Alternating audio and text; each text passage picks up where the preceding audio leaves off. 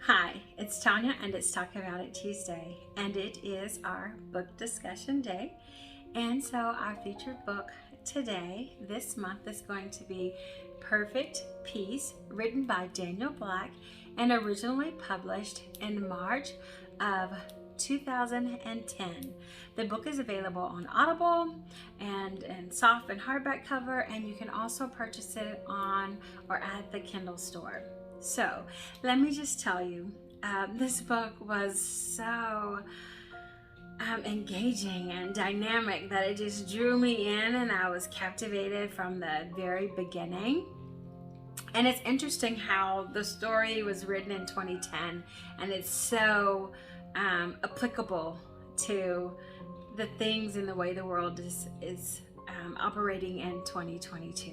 So here's a little bit of an overview from someone. It says, Perfect Peace is a heartbreaking portrait of a large rural Southern family attempt to grapple with their mother's desperate decision to make her newborn son into the daughter she always wanted.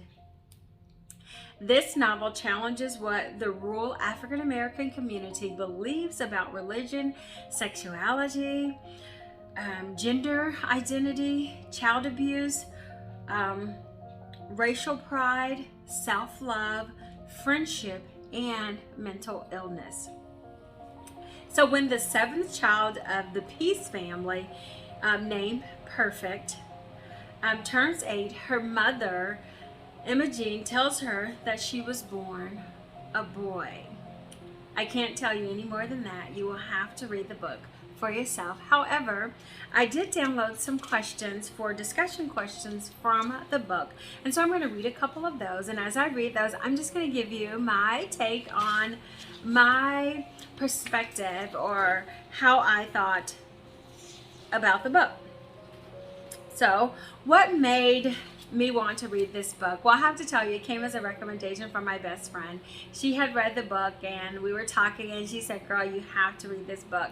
And so I did. I downloaded it that moment when she suggested it, and I started listening to it because I love Audible. And I downloaded it instantly and I was taken in instantly on the content and how it was put together. So my girlfriend recommended this book to me, and I'm so glad she did. How is this book structured? First person, third person, flashbacks, narrative devices. Well, I think it's told from a narrative perspective because it has so many characters and you get a lot of flashbacks in time, so you can kind of understand how people have progressed and gotten to where they are. But it was very well done. How effective is the author's use of plot twists? Wow. Okay, then it says, were you able to predict certain things before they happen? Did the author keep you guessing until the end? So the author's use of plot twists was like right on point. Just when I thought I knew what was going to happen next, plot twist. It was not very predictable. Some things you kind of was like, okay, in the normal order of things, of how things work, that this would be the normal progression of what would happen. But sometimes that just didn't happen. So that was always exciting. And so the author kept you guessing all the way to the end. And I have to tell you, did the book hold my interest? Yes, it did, without a doubt, without hesitation. Now, when you have a family that has 7 children and the author has the ability to give you a visual image through his writing of what those kids were like as young children, as their teenage years, and then as they matured into adults, the character development was flawless. It was as if you were transported into their family, watching the events happening as they were happening, say, in real time.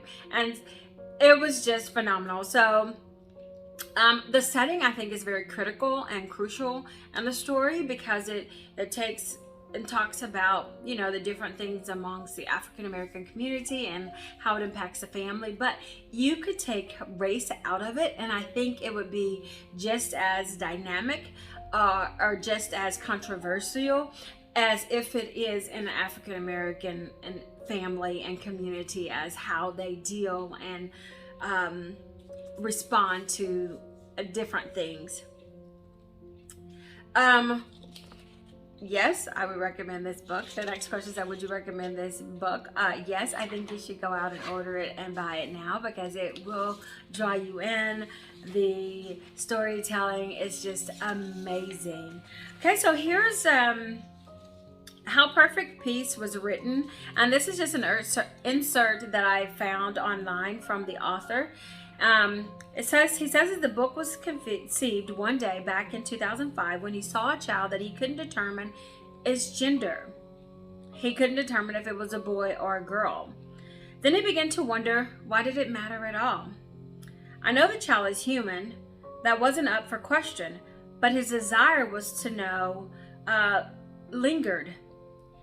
He began to imagine the price the child was paying as the world sorted out its gender, or created one. His imagination ran free. It situated the story in the rural segregated South in order to explore the specific ways in which Southern Black folks grapple with issues of gender. He wanted to examine how far a community is willing to go to right what they feel is wrong in one of its members. He also wanted to examine the ways in which homophobia has shaped the Black community's constructs of God and salvation, leading its members to denounce and demean all in the name of something holy.